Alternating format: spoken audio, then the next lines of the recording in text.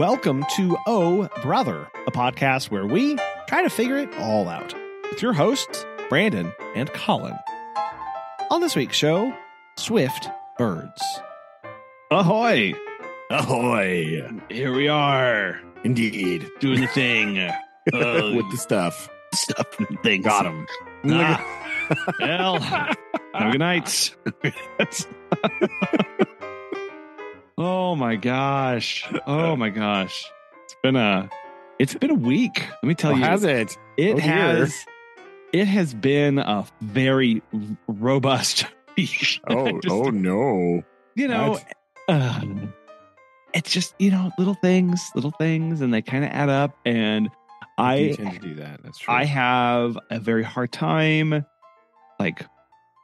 disconnecting the first little thing to the second little thing. And then once I have a hard time disconnecting the first thing from the second little thing, when there's a third thing, right? And then all of a sudden, just snowball. That's what we like to call snowballing. Snowballing, right? And then there's a fourth thing, and you're like, oh no. And it's just like, seriously, I mean, I don't know. I think it's just because I don't know what it is, but Mondays have their proclivities for being Mondays, right? Because the week's getting started, and it's like, boy, howdy, this is when everybody's awake and ready for chaos. And then usually we're like, so I try and keep my Monday, I try and keep it pretty much just like not filled because it gets filled really fast with a lot of other stuff. So I was like, that's fine. But man, and then I was like, okay, Monday's done. We'll just go into Tuesday. And then it was like, oh my gosh, when will Tuesday be done? Is Tuesday done yet? Are we done with Tuesday? And then it was Wednesday. And then you're like, oh my goodness. So it's just been kind of one of those weeks where it's just like with little things every day. And then you've got to co-process through the problems of like, got to talk to this person about this. And I've got to talk to this person about this. But also the same person has 7 different things that I need to discuss with them. And I can't overload the discussion because then they're going to fall through the cracks. So I got to prioritize what's the one thing I need to talk to them about. So, indeed. Anyway. But I'm having trouble processing that, and that's not even me dealing with it. But it's been one of those weeks where it's like from an objectively, it's been a pretty good week. It's been a lot of time with family, so it's been great, perfect, wonderful. Some headaches here and there. Megan and I went and we've been able to hike a nearby trail twice. We did twice this week, and we hiked 3 miles in under an hour. So we were really hoofing it. Good night. Yes, you were. Yes. Well, whenever you when you need to go get out some anger and frustration, you just go pound the trail, right? That's what you do. You just go, true. Hoof it. And look, I'm not going to take the title of hero. If people want to bestow that upon me, they can. I welcome this. You're just so benevolent, right? And just so. But we're walking along. It's the second time we're at this, and it was crazy because we were at this trail, and it's it has 2 different trailheads that you can get on, and they're only like 0.2 of a mile apart. So the whole trail is technically 3.2 miles if you just, whatever. Well, we always hike one direction. And then this week we were like, you know what we're going to do? We're going to hike it backwards. My God. Or forwards if that's what other people hike. But we always hike it one way. So it's backwards for us. And we start hiking. And all of a sudden Megan goes, oh, what's that smell? And I was like, oh, man, someone's burning stuff out here. Oh, that's gross. Man, it smells like a bunch of leaves. Hiking. Man, there's a lot of smoke back here. There's a ton of smoke, and it's getting thick. And if you look through the trees, there's a scorched field. And what is going on? And then we come upon flames in the forest. They are not, they're not feet high, but they're pretty big, and they are moving at a very brisk pace through the undergrowth. and climbing vines and consuming bushes and just going through. And Meg and I, we stop, and you go, oh, well, what do we do? And so we kind of look around and we like see if anybody's there, but it's like moving through. And I see some people coming towards us and I walk towards them and they're just two hikers out enjoying a hike with their dog. And they're like, oh, they ask us, are you with the fire? And we were like, no, are you? And they're like, oh no, that's kind of weird. Anyway, we got an appointment to get to. And they just like hoofed it off. and so I'm sharing and I'm like, who do I call? I'm on a state park. So I figure I'm going to call the state park, right? So I call the number for the park, our local park, and they were closed. So then of course, then I was like, I need to call, I guess, the non-emergency number because like I don't know how to report a wildfire, and I'm just like standing on the trail, watching as the fire is just like coming towards us. And I'm like, oh, well, so I get on the phone, I'm calling, and she's like, where are you? And I'm trying to tell her, and she's like, are you by the lake? And I was like, there's a lake out here? What? No, what is going on? So no, definitely not there. Yeah, like, definitely not there. And she was like, well, could you just call 911 and I can ping your phone? And I was like, sure. And so I got it. I hang up and I call back. And the operator says, 911. She doesn't say state your emergency. They say state your address, which I thought was interesting. Interesting. Like, I don't know. That's why I called. And I said, hi, I'm Colin. I'm at Both. And before I could say it, she goes, oh, are you at the forest fire? And I was like, yeah. She goes, hold on. Nice. I like how this implies that the emergency services and the non-emergency services are just the same building. They're in the same room. The lady just turned around and goes, hey, this fire dude's gonna call you in just a second. Like, okay, got it. That is exactly what happened. I can guarantee you this is exactly what happened. And she like takes some more information and she was like, well, are you guys safe? And I was like, yeah. And she's like, anybody that you can see? And I was like, not that I can see. There was another hiker, but they ran away. So yeah, I said we passed some people, but there's nobody else here. That's why I'm, calling you. And she's like, okay, well, thanks, appreciate it. And I said, do I need to hang around? And she goes, oh God, no, get out of there. Like, no, there's a forest fire going on. Haven't you heard? Like, oh, right. Yeah, okay, yeah. I'll just move out of the way. And what was nice about this is that because it was scorching the first half of the trail, we hiked the rest of the trail without a single problem. So, oh, there you go. It was a little smoke lungs from my oh, that's true, from your heroic deeds, forest fighting endeavor, right? Megan definitely has a picture of me standing there with my hand on my hip and my phone to my ear while I'm staring at these flames coming through the forest. Just like Smokey Bear would have wanted, right? That's really. I gotta say, I'm no fire forensicologist, but the pasture to the north was definitely burned, like on the other landowner's property. So and we have. So he was like, "Oh, the fire's burning out. I'm gonna go get some tea." Wait, farmers don't drink tea. Hold on. I'm gonna go get some. I'm gonna grab some beers. There you go. Yeah. And then, like, all of a sudden, just lit the forest on fire. That's what happened. Yes, this is what I believe. This is what I believe happened. They definitely had because we've had red flag warnings out, and it's also that time of year where people are burning leaves. If that didn't, because it's good weather or whatever. So I think that they definitely had a fire further up on the property, and then it spread. And because the wind was out of the north blowing south, and it wasn't blowing so the smoke couldn't rise, and it was being blown into the forest, right? So nobody could see it, right? So nobody could see it, right? Yes.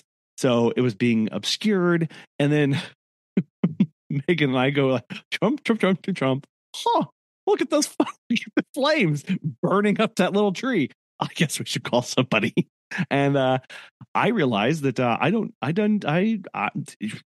reporting forest fires. I don't have training on that, so I had to. Yeah, Smokey tells you how to prevent them, not what to do if you encounter one. Exactly. I feel like we've encountered a hole in this ad campaign. Smokey the Bear, please let us know what to do. I mean, I guess it just makes sense to dial 911. Yeah, but like, because it is, if a forest is on fire, I think that constitutes an emergency, right? Yeah, maybe not like an emergency in this case, not like an imminent threat to your own personal self, but like, you know, a large swathe of the surrounding area was in peril. Well, and especially since we were like not too far from a very historic old building.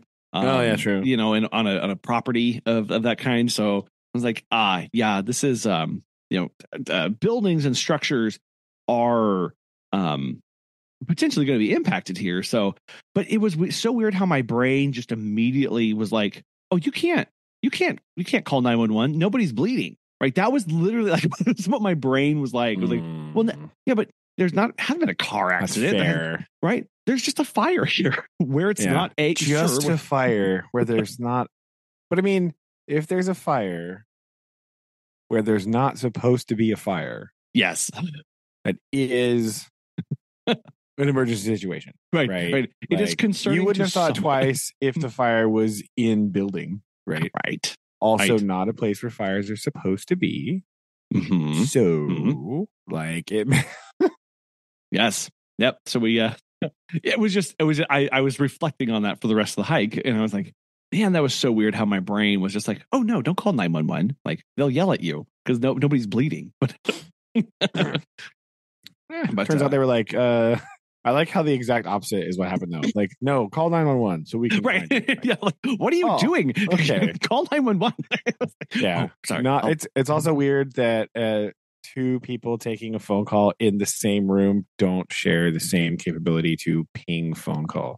That's a very interesting thing, right? Like it just Yes.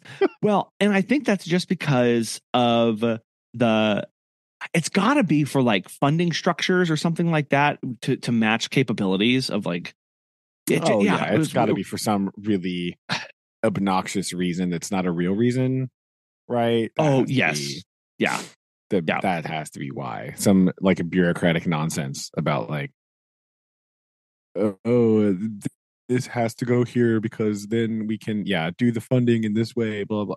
Like, man, I have been reading and thinking about John Paul Sartre a little too much to deal with bureaucracy, right? Because I'm like, wow, everything is meaningless and there's no point. So, oh no, who cares where this goes?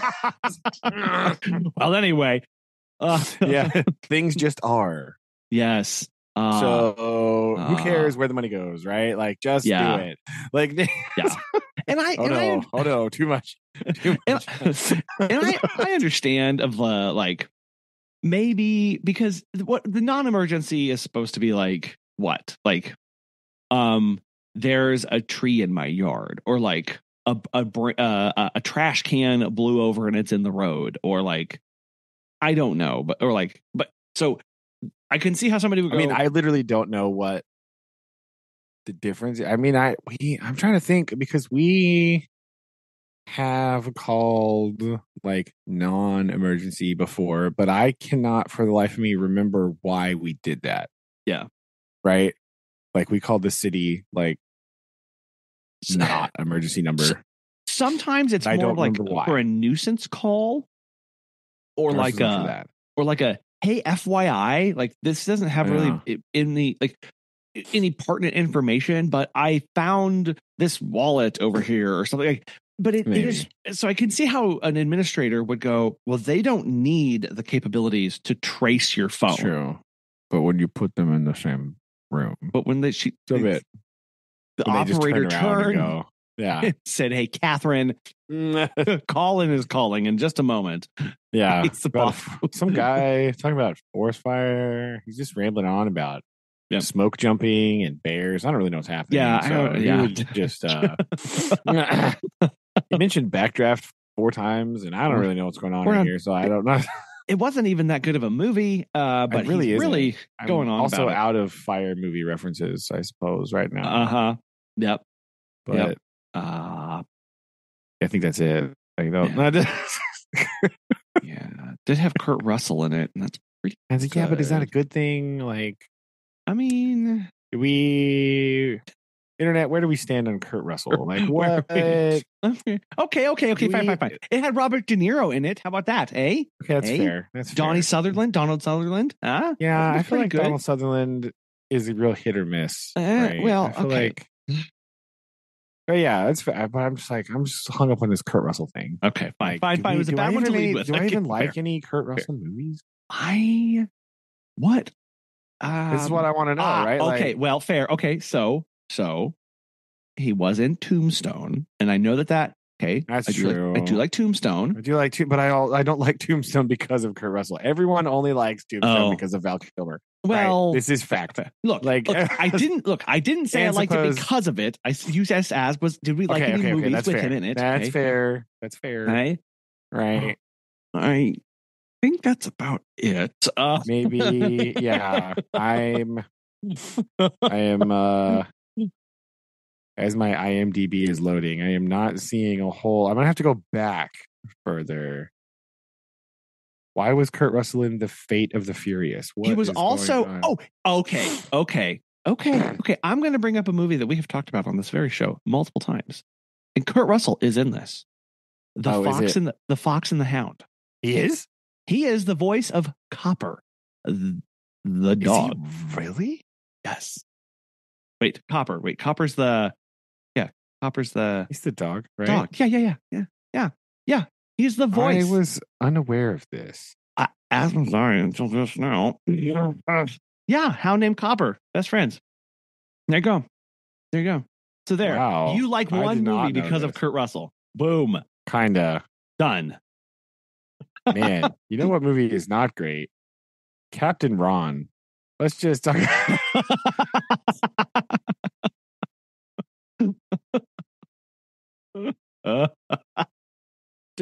Just to sort of go with this, right? Like, yeah. Like, I would like to talk about just the early 90s Kurt Russell extent here, right? We have Backdraft 91, good one, 92, okay, Captain Ron, right? This is the best of times. I don't know what that is. He was in Forrest Gump. In what? Apparently, he plays Elvis in Forrest Gump. Then he's in Stargate. Okay. And then he's in Escape from LA. Not great. Right. Reprising his role from Escape from New York in the 80s, right? Where he and who could forget the 2001 masterpiece, 3,000 Miles to Graceland, starring Kevin Costner and Kurt Russell. The dynamic duo that you didn't know you needed. Because we don't. You don't need it. As it turns out. Man, he really went through a rough patch here, didn't he? My goodness. Yeah, there's a lot of There's a lot of weird ones. Because the next one that I am seeing that I like, that I know a lot of people really like. I mean, I'm going to probably jump all the way to Django Unchained, where people really like that movie. I didn't really like that movie very much. No, like I really didn't. No, I really didn't vibe with that one. Maybe I've outgrown the Quentin Tarantino phase. Right? Oh, so you didn't like The Hateful Eight either? Not really. Yeah. Right. Not really. I didn't really love it. I was a big Tarantino fan when I was younger, right? But I think maybe it's because it's like, oh, it's edgy, blah blah, and then you're kind of like, actually, not really that big a deal. Like, it's fine. Like, I don't know. I didn't really vibe with that. It was fine, I guess, but fair. I also am not just a big fan of like, it's like the one room movies, right? Oh, Because like the whole movie is just in a room. That's kind of like not really my jam because I don't know, I just don't really like that very much. And so it could be that is the genre of the Hateful Eight, is that it is in fact just a one room movie. They took the concept obviously from plays, but what makes a play so much better, right? The actors, like you really have to have an amazing script that actors can deliver. And if it's not, it really falls flat because we forget just how visually we need to be engaged with stuff. Yeah. Right. And then you take the one room play or the one, and go, yeah, whatever. Oh, right. Like there's nothing here because the actors aren't carrying it and the script isn't good. So, yeah. And then, like, Quentin Tarantino, like, part of the reason some of his older scripts, I like them, is because they're very dialogue heavy, right? But I feel like Hateful Eight is just dialogue heavy just to be dialogue heavy because there's nothing else happening. There's like nothing supporting the dialogue. So when there's nothing, like Kill Bill has a lot of dialogue. yeah. Right. But Kill Bill also has like wackiness because it's like Kill Bill, right? So it's kind of insane. And so it's also like an homage to a lot of other movies that I like. And I like the samurai movie, and I like the Western, which is like the two parts of the Kill Bill kind of shtick. But I don't like the single room movie. Right. And so it's just really the source material is letting me down. Right. Sure. I also just can't really get over right now that Kurt Russell played Elvis in 1979's Elvis, and then apparently reprised the role of Elvis in Forrest Gump. I really am having a hard time dealing with this information right now. And I feel like this is a thing that no one else has mentioned ever. And I just want to know why that canonically we've decided that Kurt Russell is just Elvis. I don't know. Right. I don't know what's going on here. I really don't. Yeah. No, when I too just saw that fact about 10 seconds before you mentioned that, and my brain was really jamming, going as in like not in like a but in like a like what yeah, it's like a what is happening? I mean, obviously director obviously those working on Forrest Gump, huge fan of the 1979 Elvis film, a movie that I didn't even know existed until just right now. And just immediately we're like, who's going to play Elvis? It went Kurt Russell. Does he have experience in this? Yeah. Yes. Turns out. I've got a 2 hours and 50 minutes. There was a 2 hour and 50-minute movie in 1979 about Elvis. 2 hours in 50 minutes. Gross. At a 1979 pace. Because let's remember, people, 2 hours and 50 minutes in 1979 feels like 3 decades compared to a 2 hour and 50-minute movie in 2024. Like, it's true. Holy moly. But this is coming shortly off the heels of the death of Elvis, because he died in 1977, right? So this must mean that it was like just like height of some sort of mania, right? Like we were just jonesing for Elvis movies. And it was a made-for-TV film. Oh, that's worse. Yes. Oh. Huh. Whoa, wait a minute. Are you telling me this is 3 hours of television movie? That's like, that's painful, right? That's painful. I don't know how to, man. Okay, the rabbit hole here has just increased a lot, right? Because here's what's just happened, right? Kurt Russell plays Elvis, reprises the role of Elvis in Forrest Gump, right? In the 2022 Elvis biopic, which is scant 2 hours and 39 minutes. So maybe it's just a remake of that movie. Tom Hanks is in there playing Colonel Parker. What in the world is happening? The universe is folding in on itself. Nothing makes sense at all. Having a hard time. Why do all Elvis movies 3 hours long? What's going on? I don't understand. No, this is how many times can you handle the phrase taking care of business in 3 hours? Why do you need and the synopsis again, I just this is the 1979 film Elvis. This is the whole synopsis, right?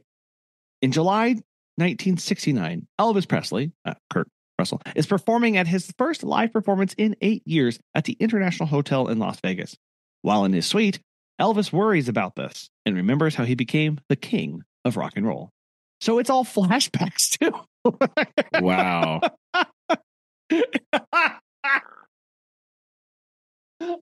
Wow.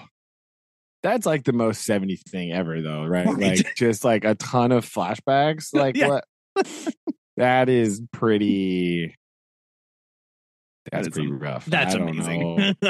I don't know. Oh. Gee. After its success on television, a shorter, re-edited version of Elvis was released theatrically throughout Europe and Australia. Gasp. Yes. Yeah. Wow. Why were they jonesing for that in I don't know. That's really weird. Yeah. So I didn't have that Kurt Russell moment in anything while we finished our walk, but I did get to sit with Noah and ask him, given his extensive knowledge of the inner workings of a fire station, I asked him what vehicles he thought would arrive at a forest fire. And he was right. 100% right. And well, there's got to be at least one taker truck. Probably because of where we live, all of the grass trucks showed up. And there was an airplane. So that was fun. Well, there you go. Wow, the airplane, the spotter plane. Yeah, spotter airplane. Tell you what, you don't mess around. That is pretty official. Right. The airplane wasn't like dumping water on. No. Okay. No, this was a little nice. Yeah. Just a little Cessna, just like checking out, driving around, saying like, no, there's a little bit over there, Jim. Go back to the east. I think that's probably exactly what happened, right? Pretty sure that's what. A little bit. It's headed that way. Yep, it's exactly. I'm sure that was mentioned for sure.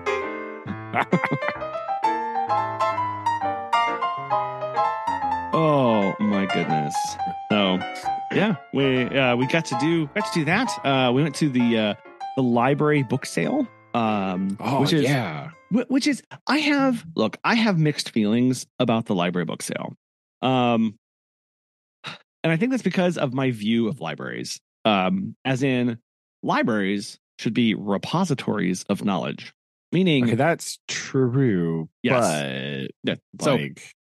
But public libraries have a different purpose, right? They need to serve their public and have materials that the public wants. So they have to balance current, right? That's the other problem, right? You need some like current information in there, not books that no one's checked out in like 20 years and like, okay, I guess we'll get rid of it. Like right. That is, and that's tough because I think libraries should just never get rid of a book. They should always have them on hand 100% of the time. But I feel like not every library is the Library of Congress, though, right? Or like Alexandria. You know what I mean? Like, that would be, the thing, right? Or that random building that they went to on the Grand Tour episode, by the way. Like yes. not every not every library is like that, right? And then I think this is like a problem with vocabulary again, right? Because those aren't the same thing. Like public library is just like, oh, people need to come check out books. Yes. You know, they have reference books over in the corner. No one ever looks at them. They're like, I mean, some people do obviously, but the good thing about the library sale, right, is that means that the library has now vacated shelf space for new acquisition, right? And so they can then increase the number of like newer, more relevant ebooks that people will check out and circulate, right? Because they do look at that. They do look at that and go like, no one has checked this book out in 5 years. So maybe we need to just like move it on down the road. Yes.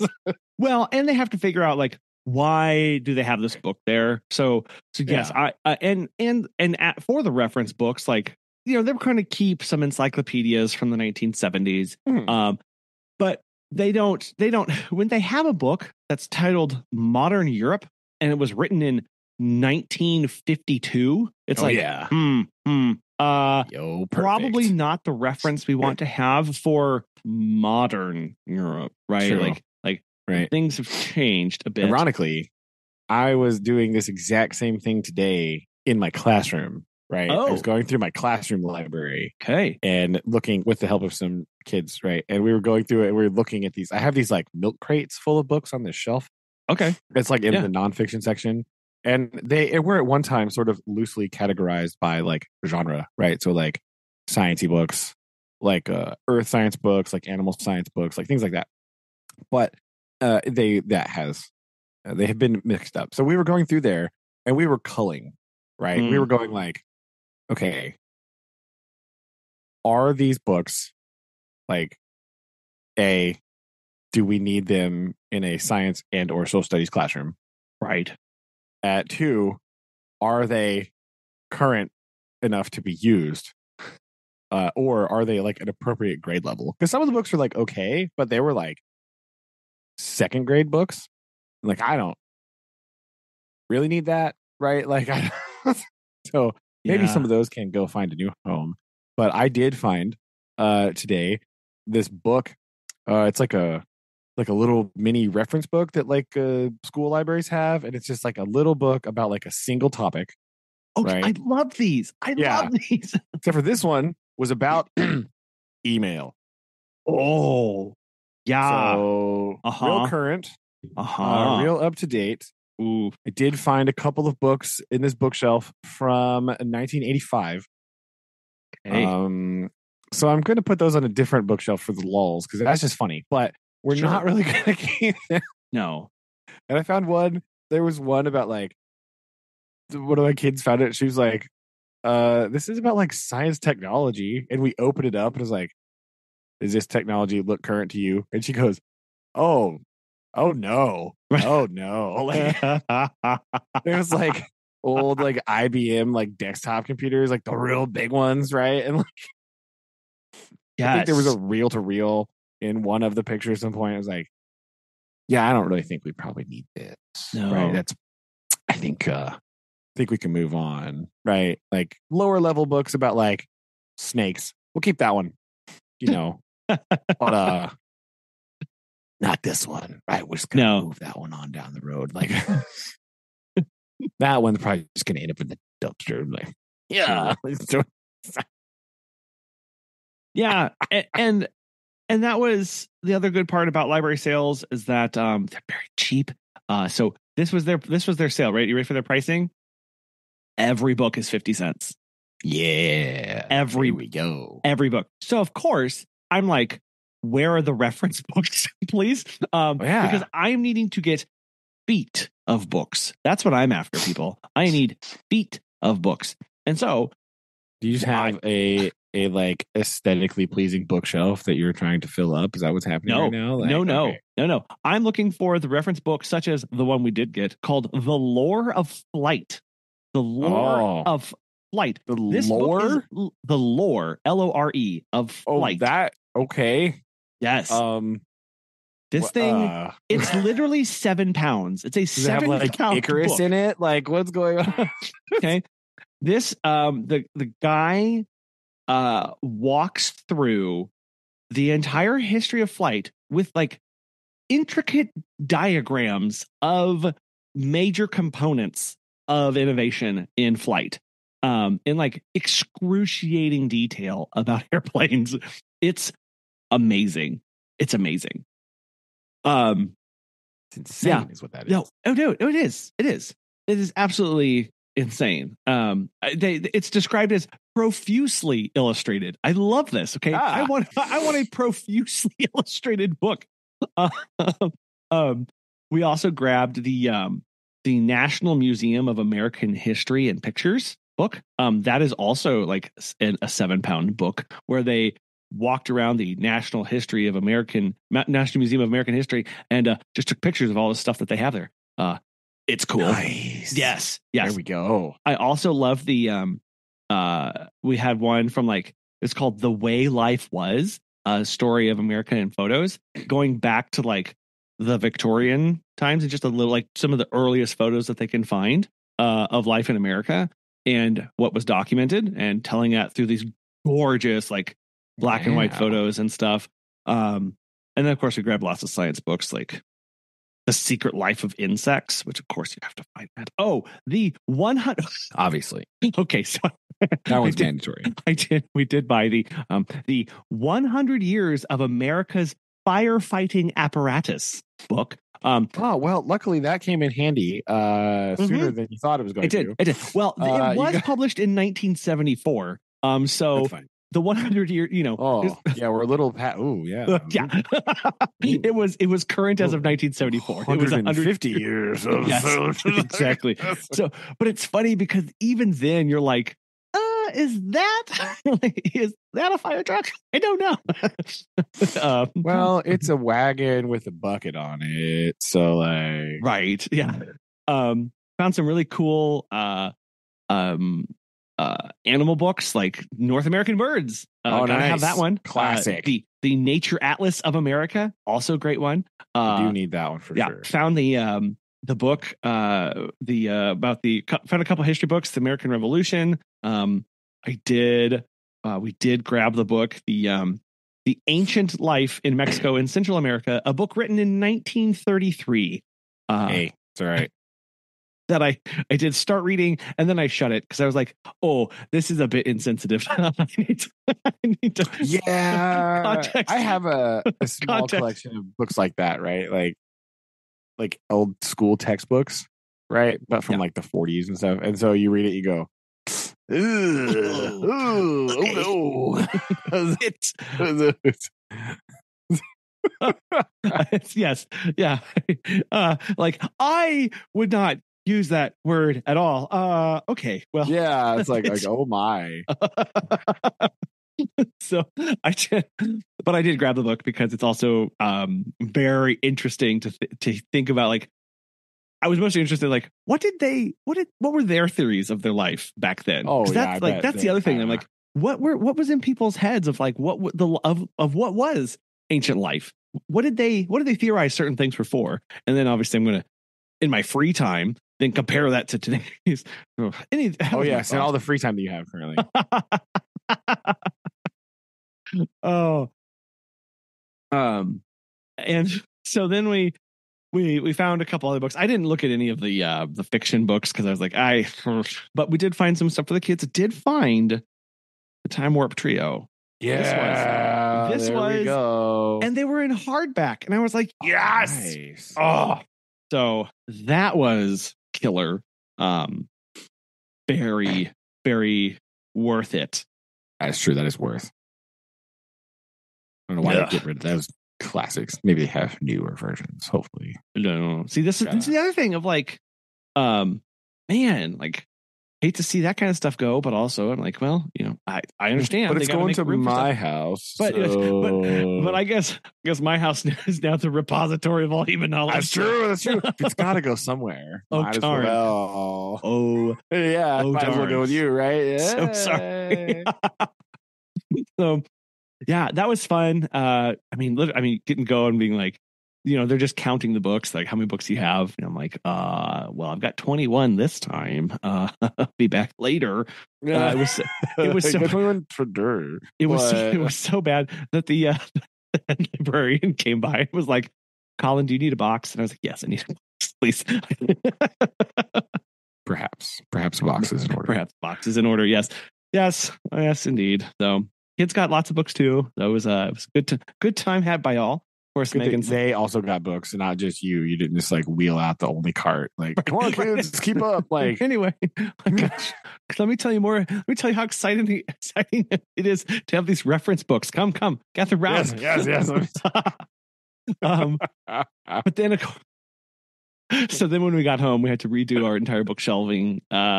Four things, reorganize those. I have in my office, I've got this little built-in bookshelf that I have been keeping some books there, but I was like, okay, well now we have like a big reference section. So I got to bring some of my reference books down, all of my field guides for all the plants and animals and insects and birds and trees and stuff, like those got to come down. And it's kind of like the way it would encounter books on the bookshelf in Dad's basement or in their room was like, you're just bored and you're just like walking and then you just see a book and you're like, what the heck is this? Why do we have that? And then you just pull it down, right? Like, that's what I want. Yeah. I just want all of these things. Just like, look, these are here for you to find on your own. I'm not going to thrust them on you. No.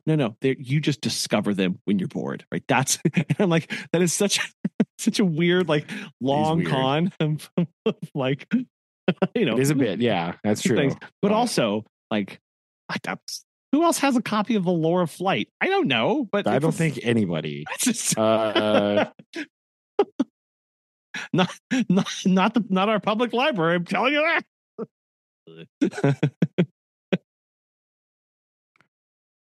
That's true. Like they're me. I got one. You only. That's it. That's So, yeah, that was that and the finding the fire. Pretty big highlights this week. I mean, that is a pretty adventure-filled week, right? Book buying and firefighting. I mean, reporting. So, no fighting was done. I just walked briskly away, dragging my heel in the leaves to start the fire break as I walked. Yes, as I showed them where to dig. Yes, here. I drug a stick behind me. Yes, here.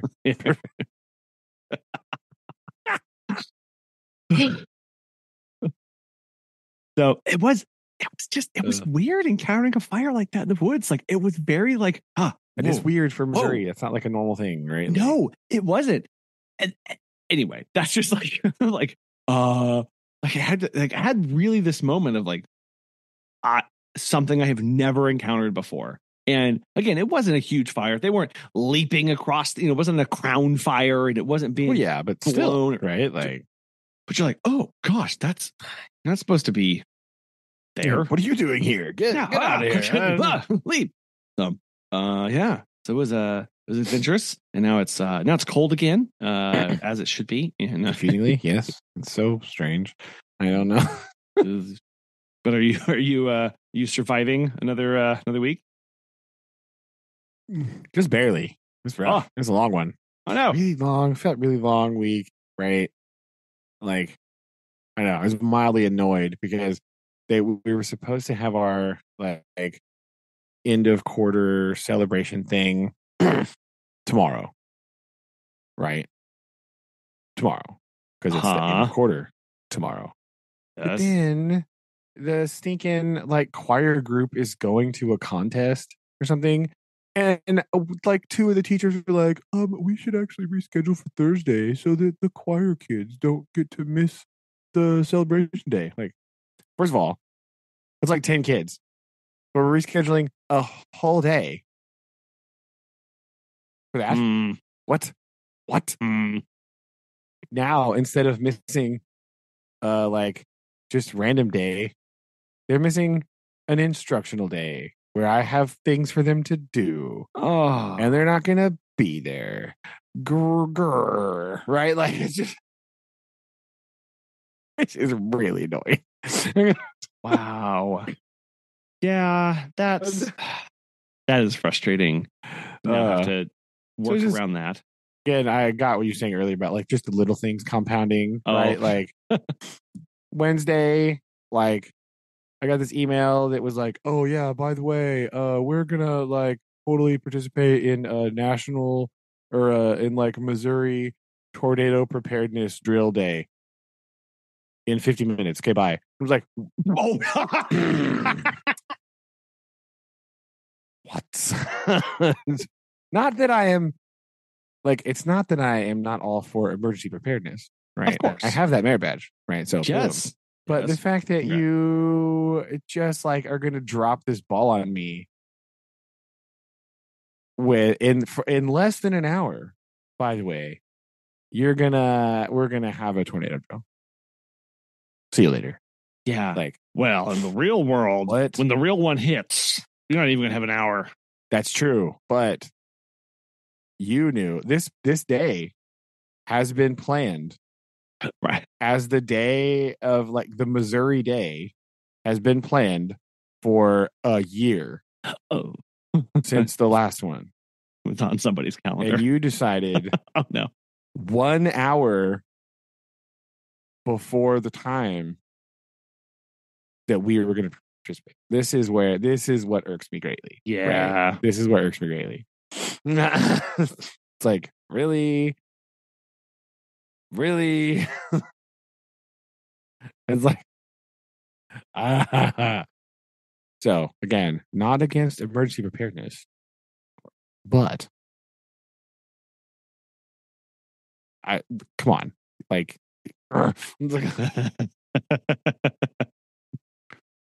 no, especially when it's like, because I had a lot of practicing. Like, yeah, you do need to have your wherewithal to like prepare for it, so that you can actually do it, as opposed to being distracted or thinking about other things or disrupting the kids. Because if they're in the middle of something and now they're rushed, or they're not going to get the most out of it. Like, really, and I was always slightly rushed because I was trying to prepare for the fact that my days got mixed up already because I had to move celebration day a day ahead. Right. And then I was like, okay, I have a lot of stuff to do today to account for the fact that I don't have any class tomorrow. And then they're like, tornado drill. What?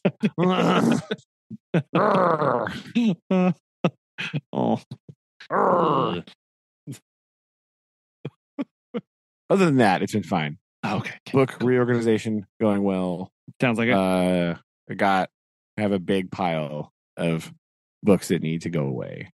Oh. Right. And so hopefully I can consolidate some things. I may be able to turn at least one of my bins into like a material bucket for like all of this like PVC pipe that I have now, or I am now in possession of 50 pounds of sand. So I need a place for that. What? Why? So why you have that's a lot of sand? Well, when you're trying to buy sand for science projects, did you know that the most cost-effective way to do this is buy this from the construction section of, let's just hypothetically say, Lowe's, hashtag not sponsored. And so I needed some sand. So we're doing a hymn. So my monthly science challenge for this month is about erosion prevention. So I am attempting to build mini stream tables. Yeah. And so the kids are going to have to try to keep the sand from eroding in this little thing. I got like a ton of these like little tiny like baking tin things, right? Yeah. They're probably like 4 inches by like 10, right? Like 4 by 10 inches little thing, maybe 11.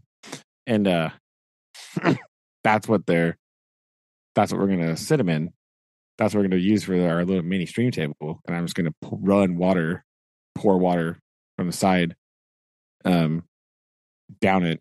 But they have to develop a erosion plan and work with the group to figure out what they're going to do to prevent their erosion. That'll be cool. Yeah. But Sand. If you want any amount of sand, right?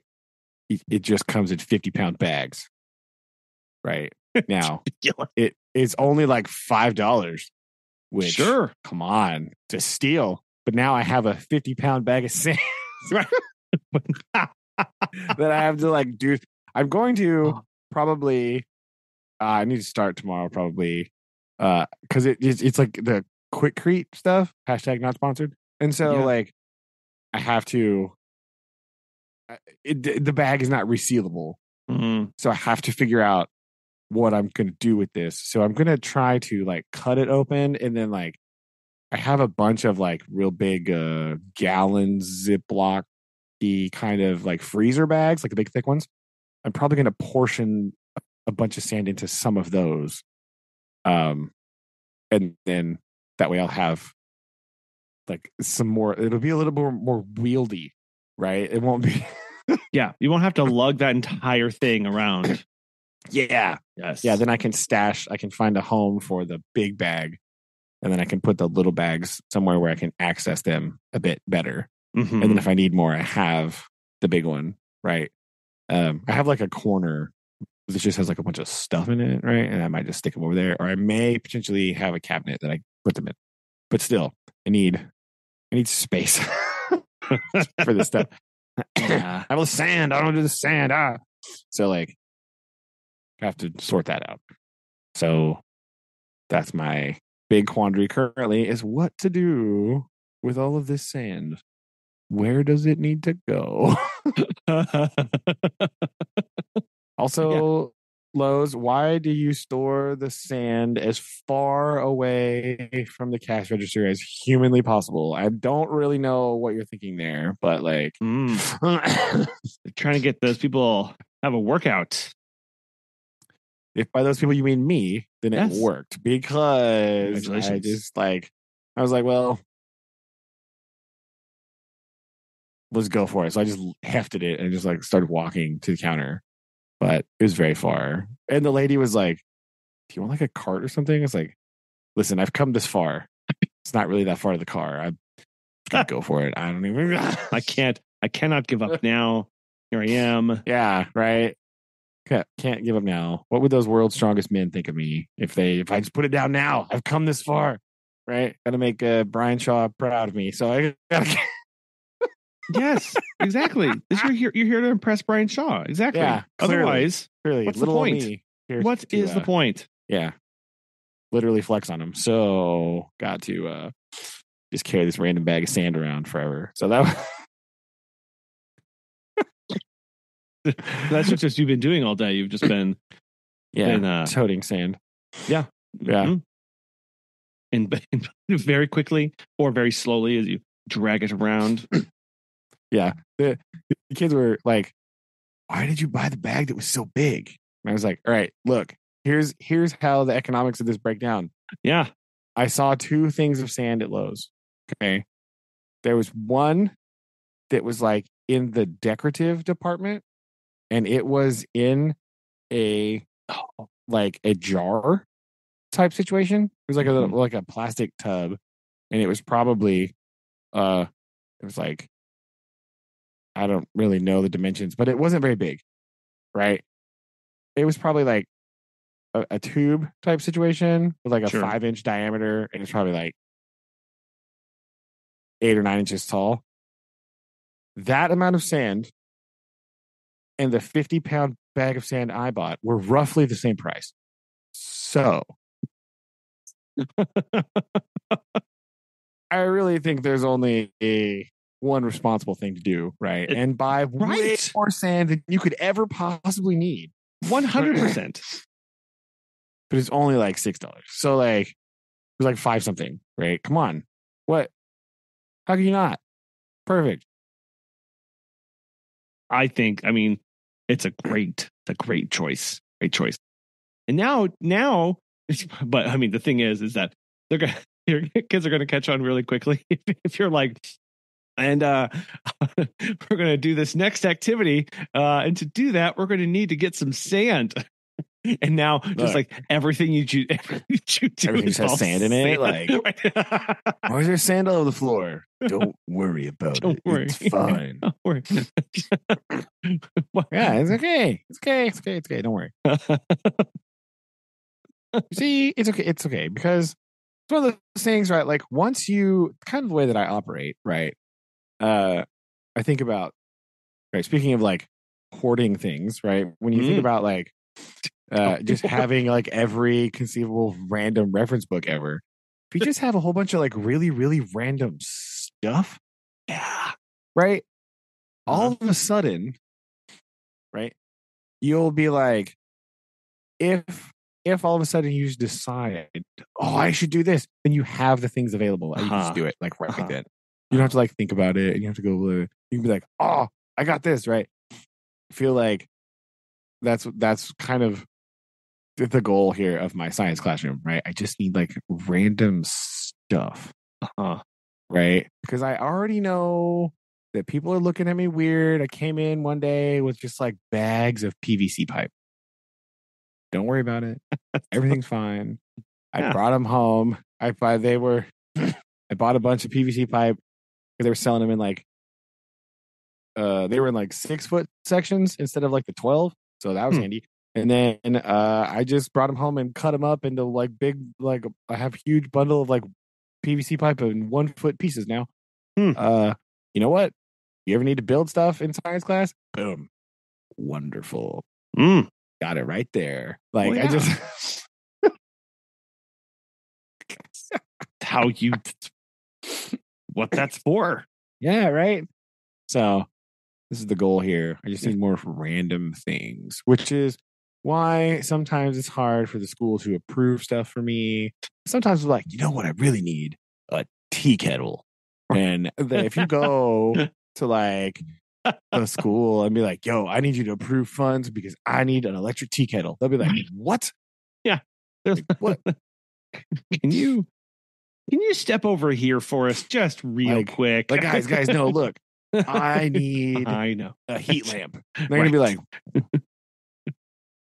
why? Like, don't it's for science, of course. Obviously only ask you for things that I absolutely need. Now, we go back to talk. I need a heat lamp. Duh. Just makes sense. Yeah. Who doesn't need a heat lamp? When you talk about when you teach about evaporation, you know what you need sometimes? Heat lamp. Boom. It's useful. Okay. Like it's yeah, just to have. Well, the other day, Lily came to me and said, Dad, do we have 2 lengths of rope that are about the same length? And I was like, yeah, but why? Why? Before we get too far down this road, can you tell me why this is necessary? No, but I have one really long length of rope and some scissors, but go on. Some scissors. I don't know. Let me, and like the answer is yes, obviously. But I'll before we but why? I do need to can you just tell me why? Oh yeah, I want to practice. They're doing like that jump rope. There's that jumping thing. Do you remember where they did the 2 poles? The pole, where what is that dance where they're like pushing the poles together? Isn't it like a Filipino thing? Did we talk about this one before? Yes, we did. I think we have talked about this before. Yes. Anyway, they're doing something along those lines at school. And there was a request, and she wanted to practice with it. And they were practicing with lengths of rope. And I was like, that is an amazing engineer. We practice with really long pieces of wood, a PVC pipe, right? Or wood, and that was an inch thick or whatever. And I hurt my ankle a lot, and we could have been using rope all this time. Like I never would have thought about rope. So many people to talk to. Yeah, because you just have to keep it tight, obviously. But yeah, you could. I was like, oh, yeah, that would have been real nice. According to Wikipedia, this is called. Okay, this is really hard to say. Tinnikling. Yes. Hey, I don't remember exactly. It apparently originated during the Spanish colonial era. Oh, Which is why a lot of Filipino people have last names that are just random Spanish words. But it's based on a bird of some sort. Interesting. It imitates the movement of the tickling birds as they walk between grass stems and run over tree branches. Oh, apparently this is a very swift bird. okay. Go. But yes, this picture is basically what we did in PE class for some reason. Yes. Don't know. So anyway, so they're doing this kind of thing with rope. And so I went and found 2 long pieces. There you go. Anyway, I just when you were talking about having random things just around just to have, I was like, yes, I too have this disease. Apparently, also according to this Wikipedia article, we are not the only ones that have potentially done this in PE class, because it says in grades K through 12, the dance is often used as aerobic exercise in physical education classes to help expand physical movements such as hand coordination, foot speed, and rhythm. Okay, so you know what that tells me? When people are when they're going to get their degree in PE or what at coach or whatever, this is the class. There is a segment when they're talking about aerobic activities. There's a slide. There's a PowerPoint slide, and there's a page in a book that has this in there, and people just write it down. They go, okay, yeah, I'm absolutely using that. Yeah, that makes this even better, knowing that this is just knowing that it's like a PowerPoint somewhere. Yeah, but yeah, that is, that is insane, right? It shares a cultural relationship with other bamboo dances performed through Southeastern Asia, right? Including Indonesia, Vietnam, Thailand, Cambodia. Oh, and the Chin bamboo dance, which is why we talked about this last time, because I went to the Chin festival last year. Yes. Right? Blam. Yes, indeed. And Borneo. There we go. Huh. And got him. And in PE classes all over the United States. Yeah. For so rich cultural exercise. Tradition in Southeast Asian countries and random PE classes in the US. So there we go. Yes. That's who saw that one coming? Actively terrible. Not me. Man, here all this time I thought our PE teacher was just real random, but no. Nationwide craze of Filipino bamboo dancing. It's and still so going weird. Strong. I'm sorry, Filipino people. I'm going to apologize on behalf of our weirdness, right? We have probably severely corrupted your beautiful dance. Oh, I know. I didn't do justice. to be used as weird aerobic exercise for small children in elementary school. Yeah. I feel like I should apologize for that. I'm sorry. Okay. I'm sorry to the Philippines. Officially, here's the official apology. Sorry, guys. Sanctioned by the U.S. State Department. Yeah. For you. Yeah. Right. I feel like to make up for this, I'm going to have to visit. There's a Filipino food truck here. Bro, I had some pork adobo the other day. Oh, yeah. My God. Yeah. Oh, yeah. So there you go. As a way of official apology, I will have some more adobo. Okay. I will do that. I will do that for you, Philippines. I will force myself to eat some adobo from the super nice lady at the Filipino food truck. Awesome. Is that a new addition to the food trucks you have down there? I think so. Oh. Yeah. That we went like it was open just like a random day. They were just open, and so we went and checked it out. And it was one of those days when it was like super mega cold a couple weeks ago. Yeah. So it felt kind of bad for them because we were the only people there. But they'd been open since like lunch, so it's fine. But yeah, it was real good, right? It was real good. And it's officially food truck because we ordered a medium, and that was like more food than I knew what to do with. Yes. It's like, what does the big one look like? Oh my God. Why? How many families does that feed? I mean, literally, Susan and I could have eaten a large and like had some for lunch, probably. Oh my gosh. The medium was gigantic. Wow. But yeah, it was really good. So I will put that on the list as a way of apologizing to the Philippines for not doing justice to the traditional stick dancing.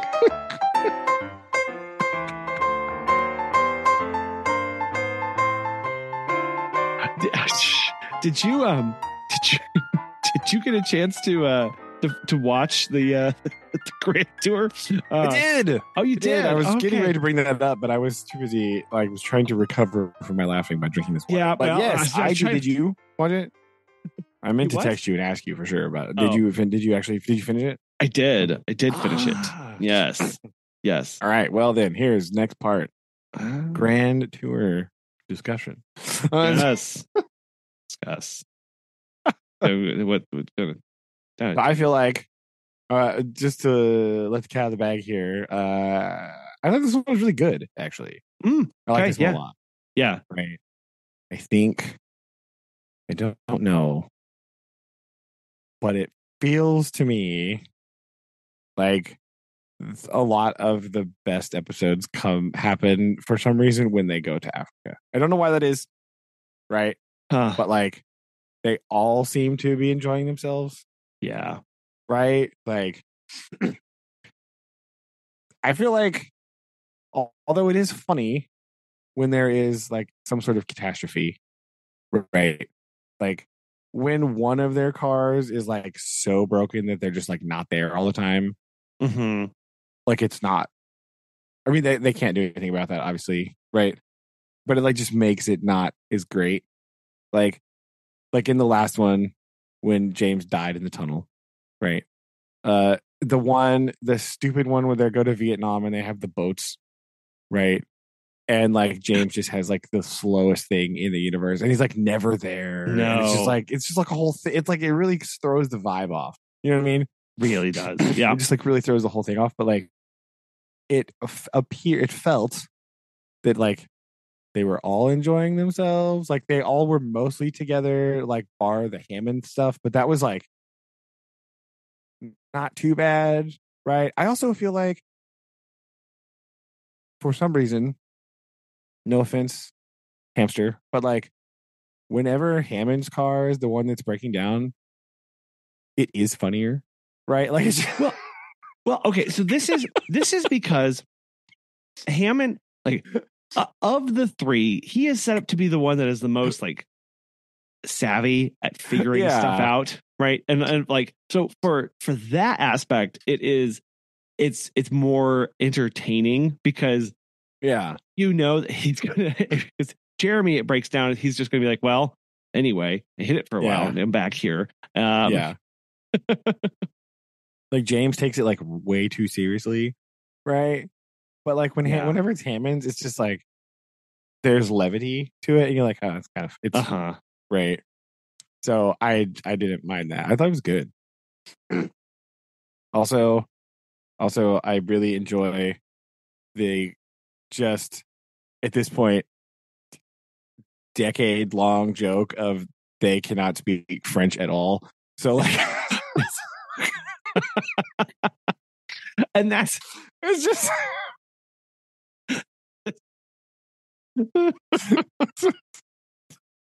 And they're so bad at it. And they're like, oh, yes, I'm here to save the day. Je me left. Like, yes. Oh, it's so good. It's like, it's so, yeah.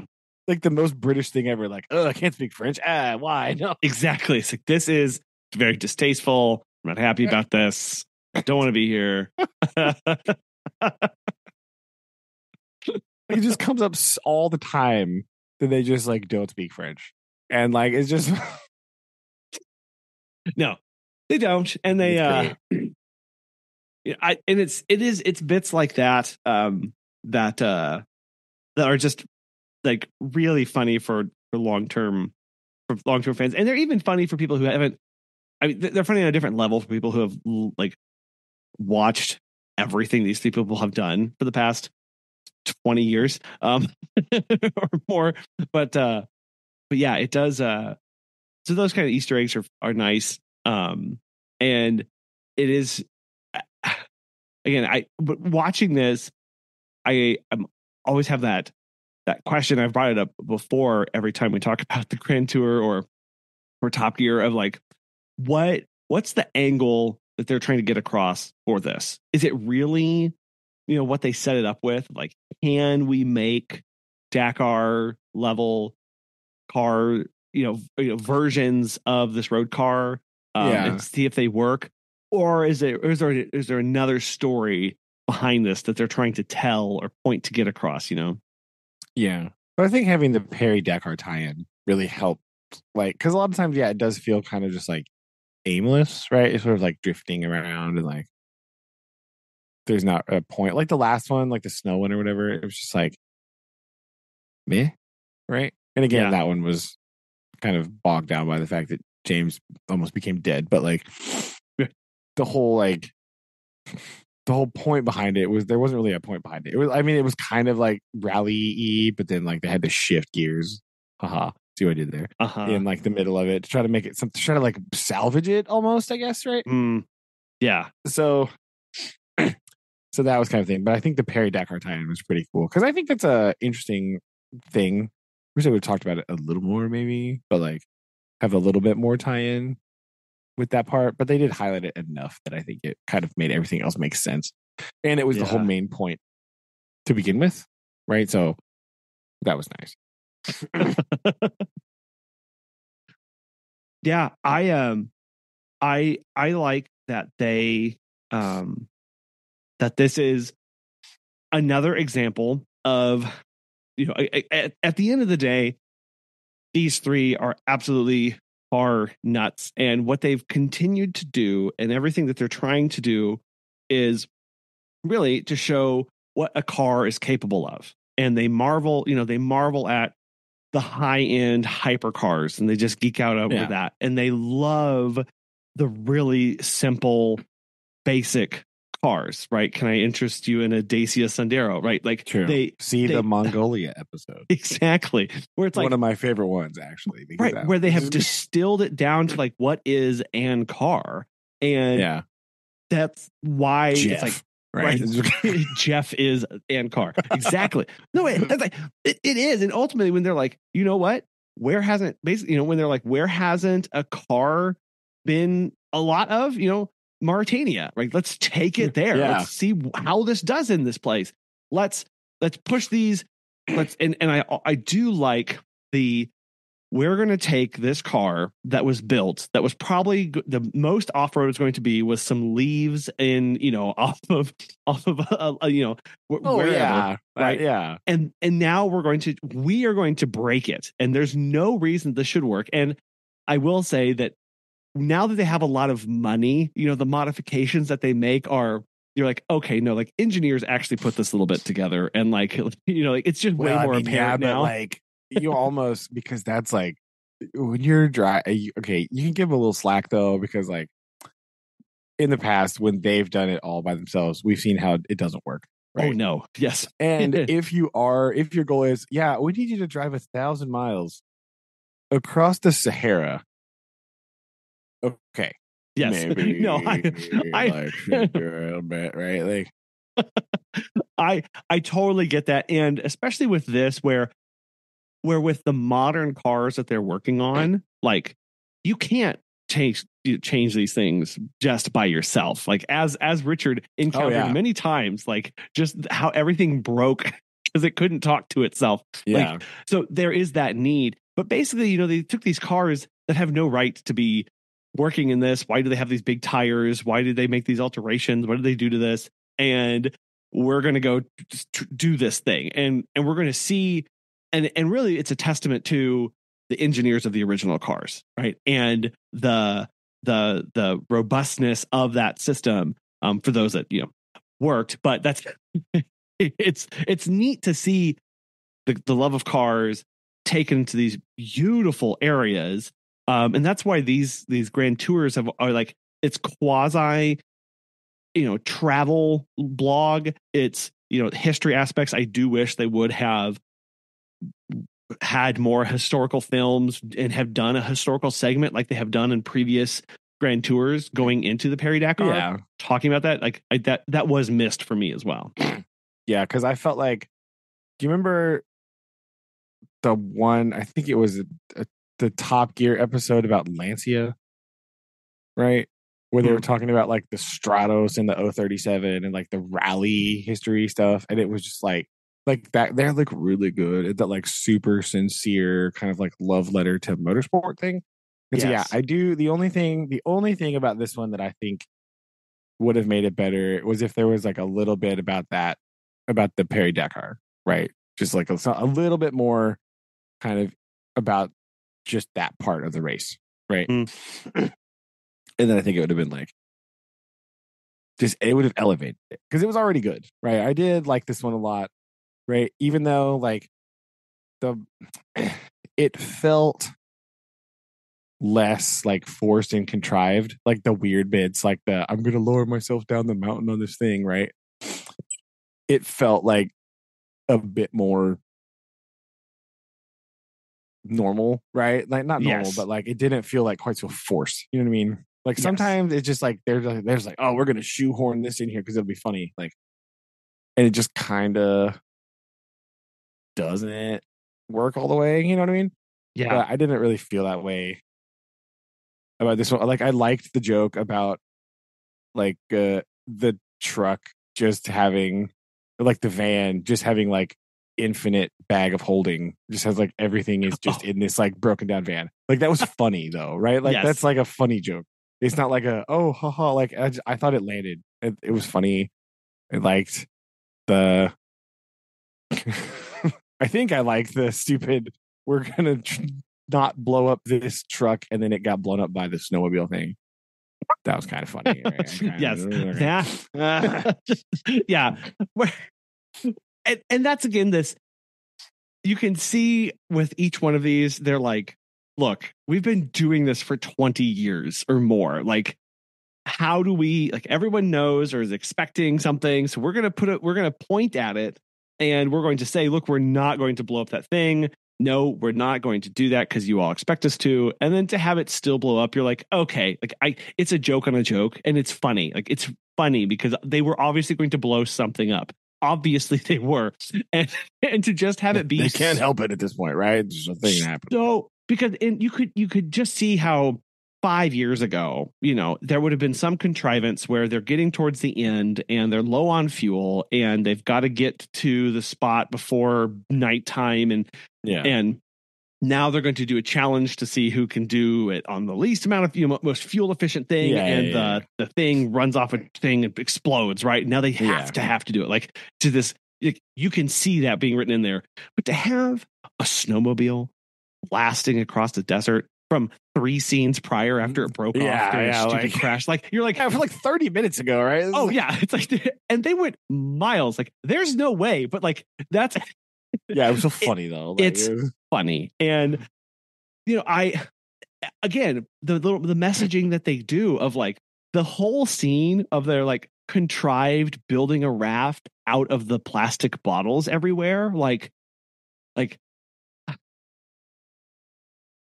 was pretty good. Absolutely pointing to the like, look at all of this waste that's over here, right? Like this is it being dumped by travelers, people visiting, like it's not, this is not good. Like this is a problem. And to take that aspect of we shouldn't like this. This is not good to see all this plastic and this waste out here.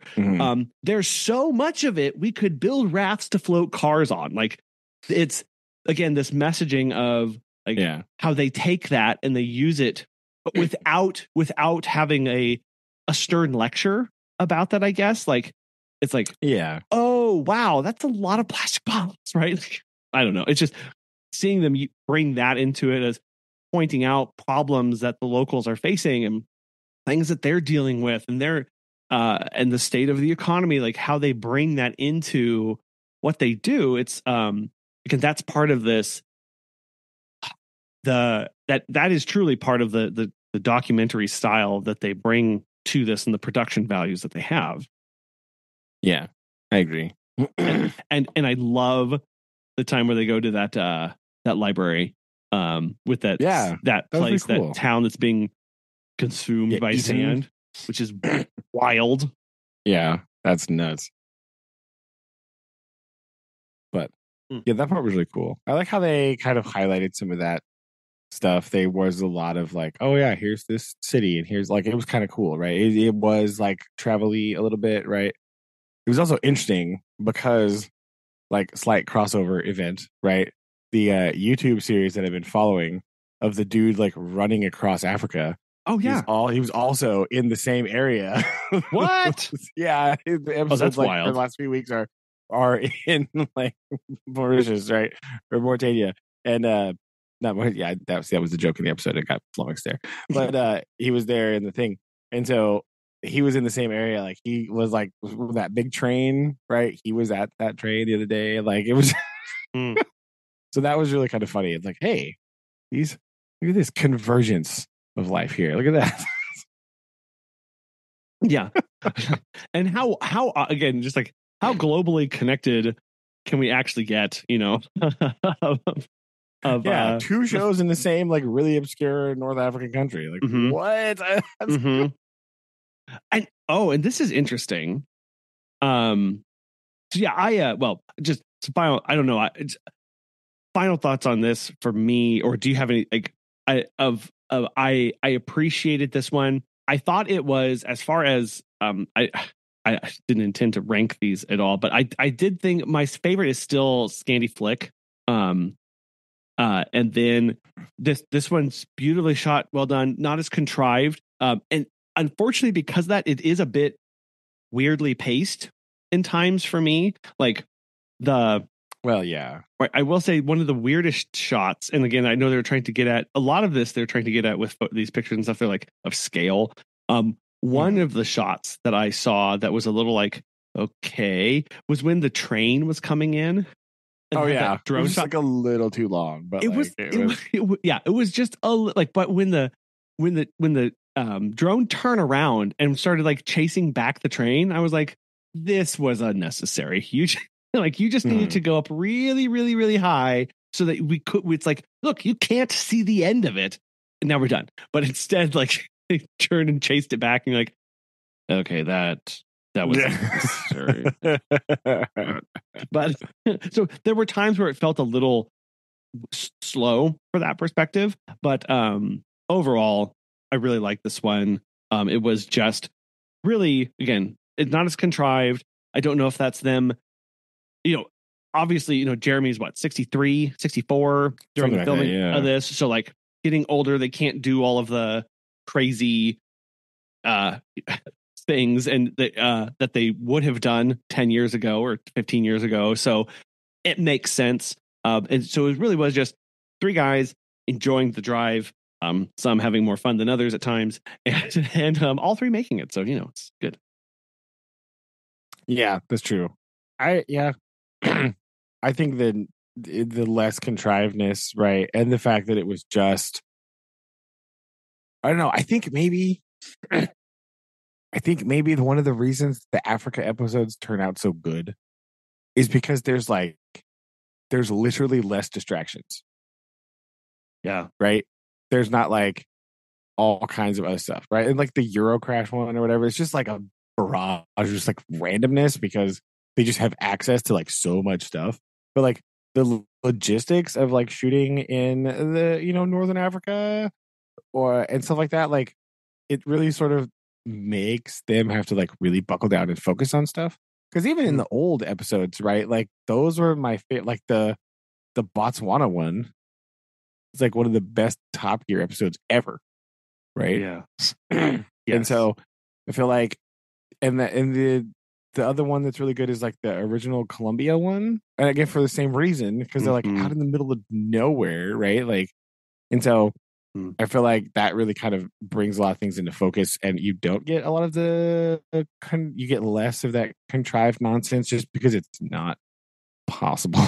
No, right? Like you can't do it. Like even in like the Scandy Flick one, there's like a lot of weird stuff, like the ski slope thing, kind of lame, right? Like or whatever. Like there's like little bits in there that you're like, why do that? But well, which is why I don't know. Do you know? Have you looked up anything about their last episode, their last special? Like so this is the penultimate special. Oh no, there's only one left, and this will be, and so like this next one's going to be a tearjerker for me. I just know it because it's going to be the last special of Grand Tour. There's no more, and there'll be the last. People are saying this next one will be the last full-fledged production with the three together. So and I think this all kind of comes around because I have high hopes for this one. So I hope these don't get crushed, because this last one ever is going to be in Zimbabwe. Well, there you go. Yes. So another African one. So it's going to be, I think it's going to be really good. But I hope so. Yeah. I just, as you were talking about I completely agree that like you talk about knock out of the park, like that Botswana one, just like holy moly, that is up there in the pantheon of just like greatest things on TV ever in my brain. Like just pure gold. And so I agree that this like it is very distilled, very bare bones, very no distractions, cars in places that they shouldn't be, doing things they shouldn't do, and that there's a lot more focus there, and I agree that that's really, when they go to remote places, it really is some of the best ones. Yeah, because I think like if I'm talking about like best like Top Gear trips ever, it's literally Botswana, the Colombia one, and the Vietnam on the motorcycles. That's it. That's the best thing. Yeah. I think that's some of the best. Those are the best trips they've ever done, I think. Like they're the most enjoyable, they're the most interesting, they have the most like sincere moments and all the stuff, right? And that's what really balances it out, right? Is the contrast between like the levity and the silliness and then like the sincerity and that stuff like that. I think that those balances, when they're able to strike those balances and hit all of those emotions, right? Yeah. I think that's what makes them the best. Right. And as long as Hammond doesn't crash too badly, see, all the better. Right. All the Yes. So yeah. And it's or May, I guess. Oh yeah, true. Yeah, true. Trying to one up him. That's rude. Yes. So yeah, I think this was a good one. Beautiful, beautifully shot. But yeah, so that's what. So man, when this comes out, when this next one comes out later this year, we'll have to do our full ranking of all Top Gear specials and Grand Tours. Yeah. Yeah, like I said, that one's gonna be tough to watch, but true. Go back. I would much rather watch 3 hours of that than 3 hours of Elvis documentary. I know that much. So got him.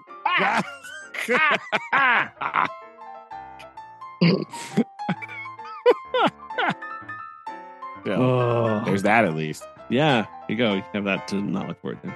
Yeah. Well, on that bombshell, yes, I shall leave you with a haiku. Okay. Good. Glam.